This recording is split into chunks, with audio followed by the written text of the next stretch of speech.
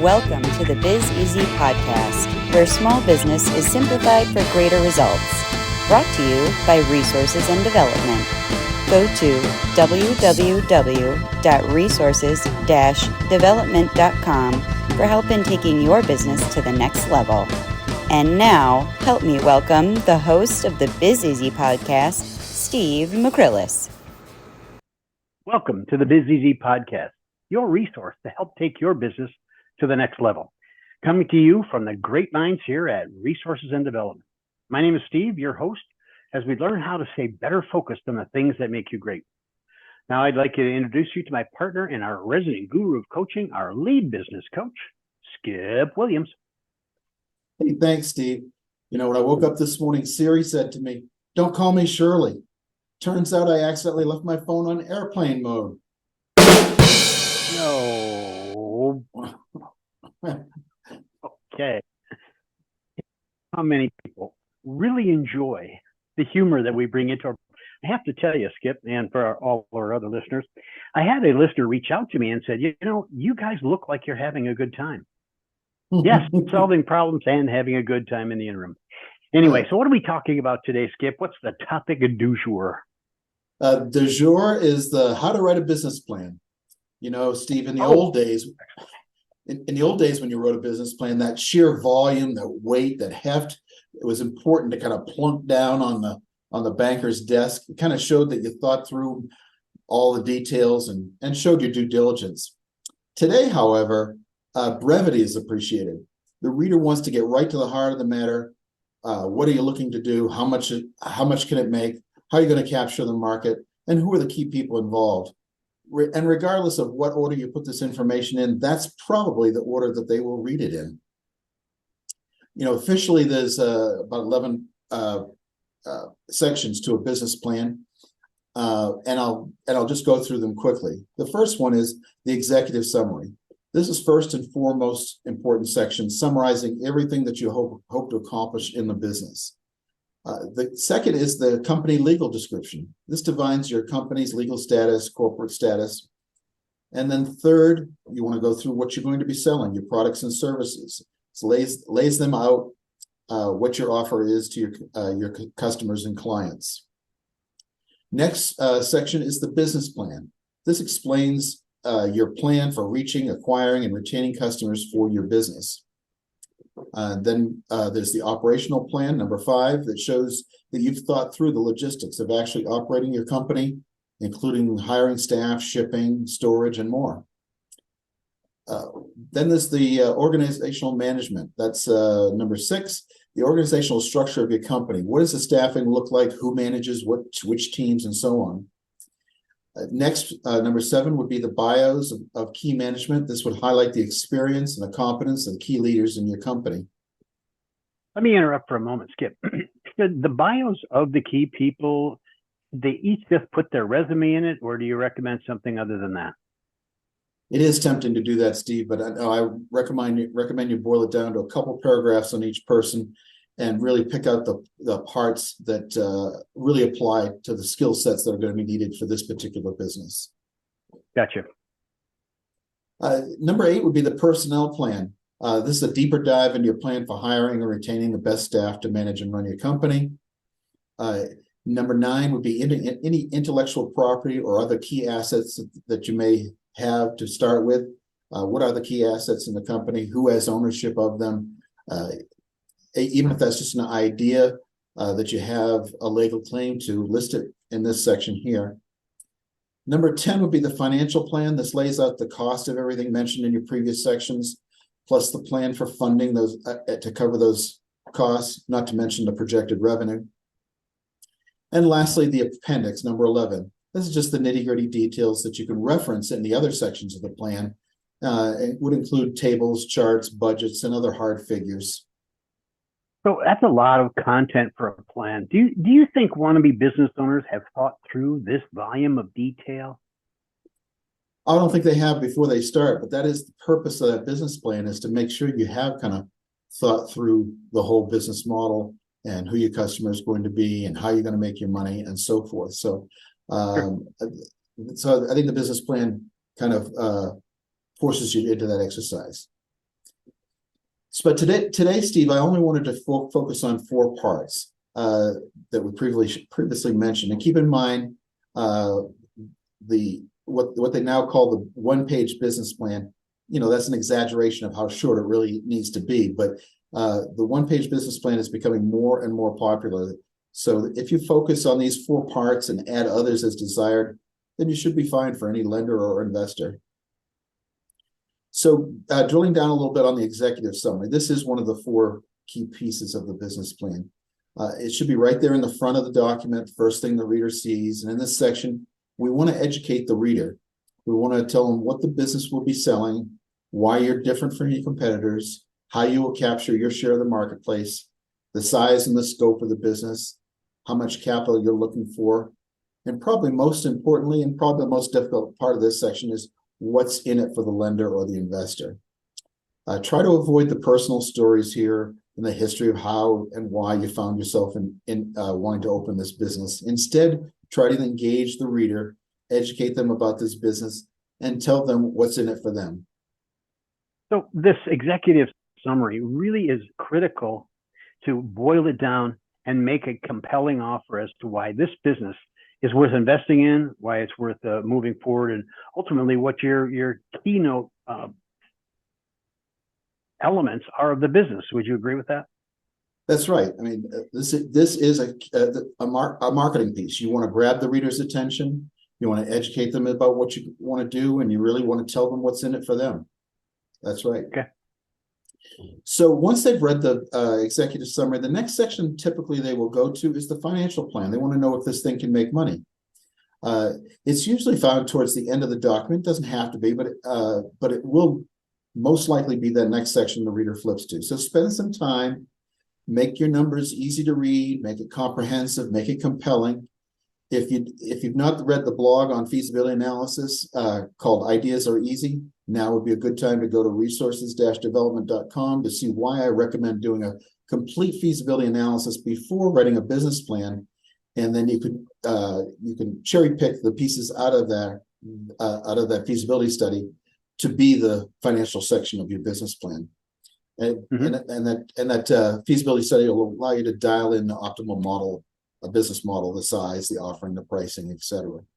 So from that feasibility study, you'll probably want to pluck out the pro forma for the first year, month by month, a 3 or a 5 year pro forma P&L, a break-even analysis, an itemized list of costs of startup, cash flow analysis, and contribution margin analysis. And you've heard me talk about that before, or something that will show just how profitable the business will be, not only overall, but on a unit-by-unit basis as well.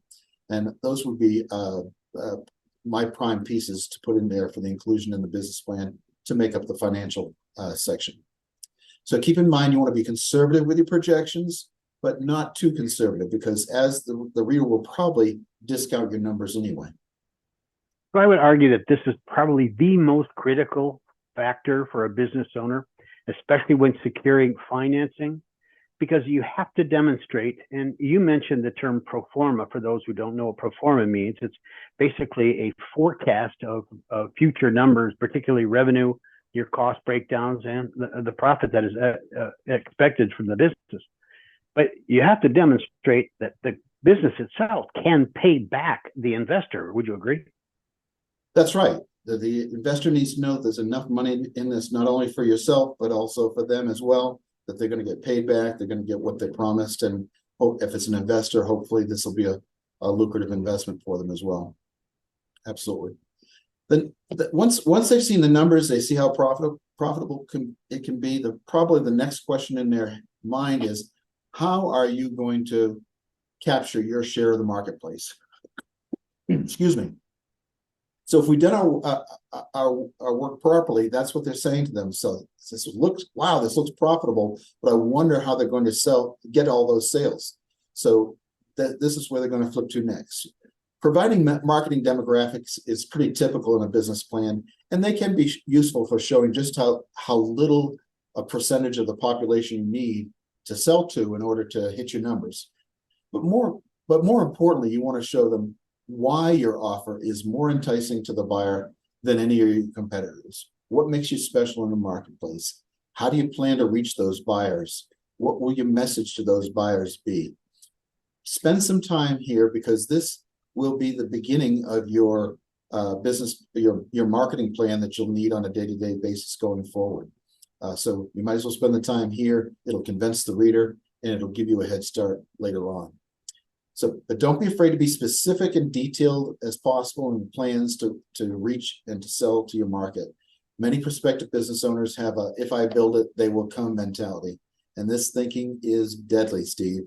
Even with a great location or a great product, if there's any place in the business plan that you want to know, you want to show that you need to show what you are talking about, this is the place. This is the place that proves that you have something more than just a good idea. So don't be afraid to provide sample marketing materials if possible. So you just identified the third most important section, which is the marketing plan. And all those details within the marketing plan is something that you can use going forward. Agreed? That's right. That's right. Head start on setting up your Facebook page if you're going to be doing social media, or reaching out to some other advertising outlets as early on as possible. Okay. Section 4. Section 4 is about the bios of the key management. As I indicated earlier, Steve, it's located towards the back of the document, and it would be tempting to just paste everybody's resume into this section, and that would get everybody to just skip over that section if that were the case. So I would advise serious editing, boil each person's experience down to the things that make them well suited for this business. You know, Steve, I've done several business plans with only these 4 components. I've also seen them as small as this article. However, sprinkling in other sections as needed and so that it's a few pages longer is probably more common. Also, do not underestimate the power of artwork. This shows that shows your products, your location, anything that you think is important, as well as charts and graphs that depict your financials. Remember that a good business plan is a sales and marketing document. Its purpose is to sell the lender or the investor that you're a great investment, that you should have plenty of cash flow to pay back the loan or pay dividends to the investor, and that you can make them look good. It is not about your story, as tempting as that is. It's not about your needs. It's about how you can make them money for them and solve the problems that they have. So I would invite you to reach out to me if you have any questions, find yourself overwhelmed or needing help in the startup process, and I can be reached at skip@resources-development.com. Skip, one of the things, this harkens back to the many analysis that I've done with companies, and the third day when I went through the findings report, which was the summary of everything that we have found to be issues and advantages and everything else in the company, I would always ask the client. They say, "Well, I'm going to need help implementing some of these processes," and then we talk about the investment required and so on and so forth. And they would always say, "Well, that's a significant investment." And I always turn it around to them. I said, "Let me ask you a question. Motivation and willingness to make changes in the manner in which you run your business is critical to getting a different result. It's that old definition of insanity, doing the same thing over and over again, expecting a different result. So you have to change something in order to get something different." But I would ask them this question: if you were me, would you help you? Right. A person has to be teachable. And when you look at a business plan, you have to turn that thing around and ask yourself, look at it objectively and say, would you invest in this given the information that you have, given the return on investment that you're going to get, and given the security? Because somebody else technically takes the risk. Now, typically, most small business SBA loans are typically non-collateralized loan. It has to be a cash flow from the existing business. I mean, it's not like a car loan or a home loan where they take the home back if you don't make the payment. They take the car back if you don't make the payment. They don't want your business. They just want to make sure that it's going to cash flow the payment to make the loan, right? And they're not significant interest rate, but they want to make sure that you're going to be able to do that. So you have to look at that business plan and say, does it do that? Does it accomplish what we're looking for? Those are really good points, Steve. And I would also one of the answers I would get back if I asked a question like that, like would you invest in yourself? And I invariably would come back with it depends on what your tolerance for risk is. And I think that's important to assess here too, because some businesses you start are a bit of a crapshoot, especially internet businesses where you're competing with big boys, whether that be social media or whatever. So you want somebody that has a high tolerance for risk, and therefore you don't even bother going to the bank. You should be looking for investors to invest in the business, and hoping to take the ride, willing to lose what they've got against a huge windfall return. On the other hand, if you are what I would call a typical business, restaurants, service business, things like that you see in every city into town, those banks understand a little bit better, and you're not looking to make somebody a millionaire for $100,000 loan. What you're looking for is a reasonable rate of return for the investor, or in this case, the lender. So tolerance for risk, I think, is an important thing to assess once you get that business plan written. Yeah. We have been introduced to a number of businesses that people wanted to start. We've done our share of feasibility reports. And it always trips me up when a client says to us, well, it's never been done before. And they repeat that statement over and over. So we always ask ourselves, why has it never been done before? Mm-hmm. Maybe there's a reason it's not been done before. So if you find yourself saying, this is unique, you obviously want to position your company to be unique in its offering position, and also its cash flow position. But you have to ask yourself, it may never have been done before because many people found it not feasible to do that. So look at that, obviously. And it's probably a good idea to have somebody else look at your business plan as well. Even if it's a friend, somebody who is not inclined to just give you confirmation bias, but somebody else can look at it. And certainly we have looked at our share of business plans. We've helped people navigate through some of the extra, the superfluous information that probably isn't needed. We've taken business plans from 40 pages and made them 12, which is probably in many cases a good idea, but just a couple of cautions. No, I think that's right, Steve. And it's funny too, because when you have a very unique idea, something that's never been done before, it makes writing the marketing plan portion really easy because it's so unique. But the rubber meets the road when putting the financials together for those. And some people who have a more of a commodity style business, no problem with the numbers, but they struggle with the marketing of what makes them different. So, right. Different types of businesses are going to struggle with different sections here, but I would implore you to spend extra time on that feasibility analysis, financial section there, and really understand how many units a day that you need to be sold in order to make those numbers. And once you know that number, then you can just ask yourself as well as others, does it sound reasonable that I can sell 200 a day? If it does, then you got something viable. If it doesn't, if it takes 200 a day to make your numbers work, then it's not viable. Yeah. I encourage you to go to resources-development.com. Go to the blog, how to write a business plan, and all the details, everything that Skip has identified here is enumerated in the blog. It's a great resource. Obviously, you can Google anything you want, find out anything you want, AI, anything you want, but this brings it down. This is a proven formula for what we know that both financial institutions and independent investors are looking at, and what they've advised us that you should prepare. Anyway, any questions, obviously reach out to Skip at resources-development.com. Check us out on the website and follow future podcasts for more valuable information. Anything else to add, Skip? We're just trying to make it biz easy here at the podcast every day. Biz easy as it can be. And with that, I will say, you have something else. No. Okay. That is a wrap. It's a wrap.